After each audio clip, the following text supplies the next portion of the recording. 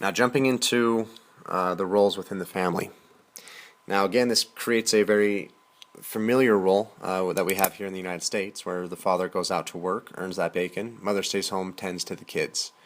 But where the difference lies is with those Japanese fathers and the current company demand of their time and energy. It is so great that they have very little time or energy to spend with their children. And so they themselves are fairly absent, removed almost completely from the children's lives.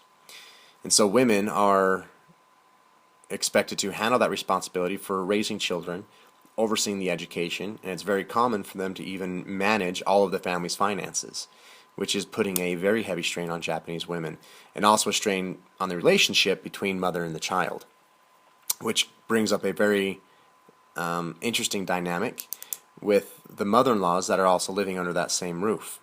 Because this is a multi-generational home, the tension between the role of mother-in-law and daughter-in-law is very interesting. When you think about it, both of them were brought into a home that neither of them know, but they're both fighting over a role or a status within that house themselves. And because the role is so heavy, the mother-in-law has a very difficult time of actually releasing that to that younger generation. But there is a symbol of the central role or mother within that household, and it's a rice paddle, or it's called a shimoji.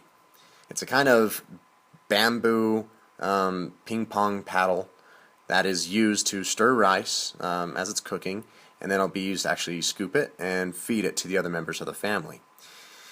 And once the young wife or the daughter-in-law has finally reached maturity and mother-in-law sees that she is now able to take on that responsibility, there's an actual ceremony where the mother-in-law ritually passes the rice paddle to the daughter-in-law, signifying that she is relinquishing that control of the household from one generation to the next. But the hard thing is, mother never leaves. Currently in Japan, there is no social welfare system that provides anything for the elderly. There's no independent living or any specific care. So again, this is adding that additional stress, what to do with the aged. And so what ends up happening is, again, mothers and women are expected to take care of the elders that are living within the home.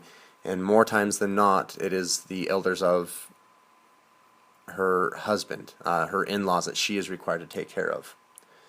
Now, and this actually comes into a major thing with divorce within Japan. Before, when set-up marriages were very prominent, it had a very high rate of return with spouses.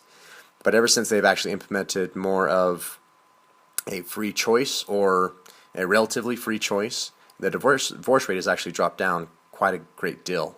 It's very, very small amounts, above 2% of all marriages actually go through divorce, where here in the United States, it's almost half. So that's happening. And the last piece is there's not much change within the status or roles of women.